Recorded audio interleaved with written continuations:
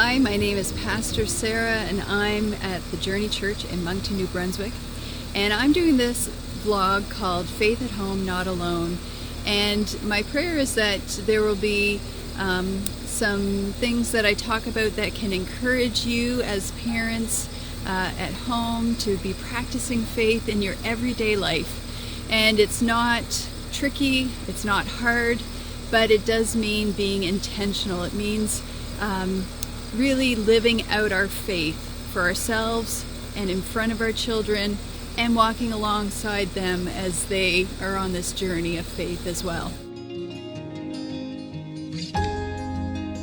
This month I really wanted to focus on back to school and anxiety, because I think that's something that a lot of us are experiencing. It's on our minds.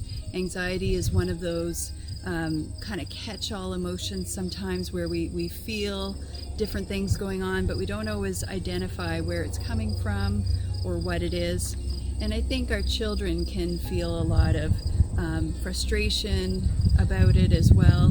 We may be seeing some behaviors that they're having because of going back to school, change of routine, all of those things, and they're not really able to understand what's going on. So I think as parents, one of our jobs can be to teach them and help them learn what's going on in their hearts, in their bodies, in their minds, and help them understand how to cope with it, how to live with these feelings. A phrase that was taught to me not too long ago has actually been really helpful in understanding how to do this. And the phrase is, if you can name it, you can tame it. And the idea is, if we can name our emotions, if we can name what's going on, then it doesn't have control over us. We can actually have control over it. So we can be helping our children with this as we practice it ourselves. So one of the first things we want to do is actually notice what's going on in our bodies. Do we have tightness anywhere? Tightness in our chest or a knot in our stomach? Is something feeling achy or off? That's a precursor or kind of a warning bell that our body is giving us that we're feeling some stress, that we're feeling something anxious, or there's something being stirred up. So we want to notice that.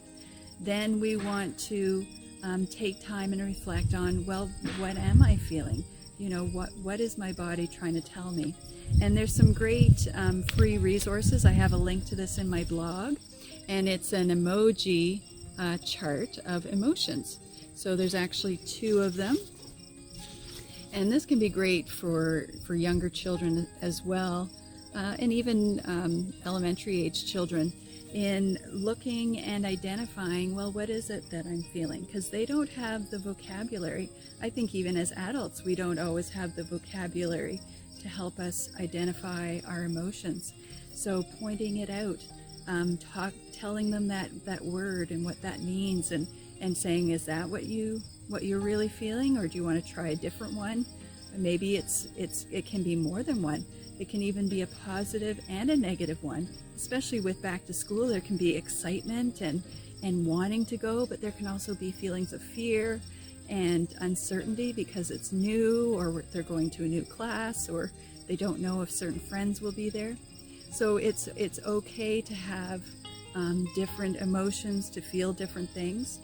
So first we want to notice what's going on in our bodies, or maybe with our children, if they were having a temper tantrum, or if they were having an outburst, and then after, when everybody's calmed down, go back and revisit and talk about it, and trying as much not to use leading questions, but just trying to give them space to express themselves and to be able to say those things. We also want to acknowledge that the Bible talks about our emotions and our bodies. When we think of Jesus, Jesus was fully human and he was fully divine. And as being fully human, he experienced all the emotions. We even see God, descriptions of God sharing emotions. So that's something that we get from God, these emotions, and being able to express them. And I think of when Jesus was in the Garden of Gethsemane.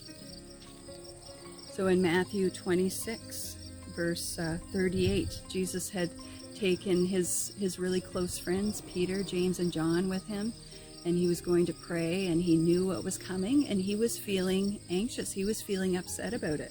He said this, he told them, "My soul is crushed with grief to the point of death. Stay here and keep watch with me." So he wanted them to be with him. He wanted others to know how he was feeling, and he expressed it to them, and he expressed it to God also in prayer. So we can do that as well. We can share how we're feeling with others, and we can share them with God. God wants to hear what's on our heart. He knows better than us what's happening, and as we talk it out with him, he can actually help us figure it out even more and understand it better. So the Psalms are another great place where we see real people expressing real emotions and expressing it out to God. This one is from Psalm 55. "My heart pounds in my chest. The terror of death assaults me. Fear and trembling overwhelm me, and I can't stop shaking." So the psalmist here is noticing what's happening in his body, and he's noticing what's happening inside. So he's seeing them together. What's happening, the shaking, the trembling, those are coming out of his fear and his terror. So he recognizes that he is an embodied person, that those emotions and those feelings are all related. And this is what he does with those emotions. "But I will call on God, and the Lord will rescue me. Morning, noon, and night, I cry out in my distress, and the Lord hears my voice." So he doesn't hide his emotions. He doesn't dismiss them and say, "Oh, I shouldn't be feeling this way." He doesn't pretend that they're not there. He acknowledges them, and he takes them to God, and he expresses them. And he knows that God hears him, that he's not alone in this. And I think that's something that we can be modeling with our children, that they're not alone in these big emotions and feelings that they have, and that they don't have to feel overwhelmed or scared by them, that we can talk about them, that we can name them, and we can tame them. And in my blog, I also have some resources and links to other resources on anxiety in children. And there's some real practical tips on how we can walk and journey with our children through these things. So it's not about trying to eliminate anxiety, eliminate some of the negative feelings that we have, but to name them, to acknowledge them, and to say, yeah, this is normal. This is what we feel as humans. So just a reminder that you can read more in my blog at onthejourney.ca.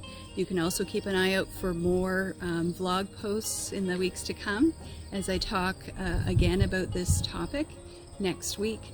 And I just want you to know that you can be practicing faith at home, that God has equipped you, and that you're doing it not alone, that you have a community, that there are others who are with you in this.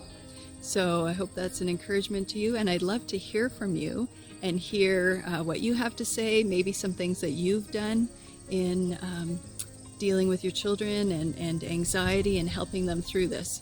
So you can email me at sarah@onthejourney.ca or comment on any of our posts.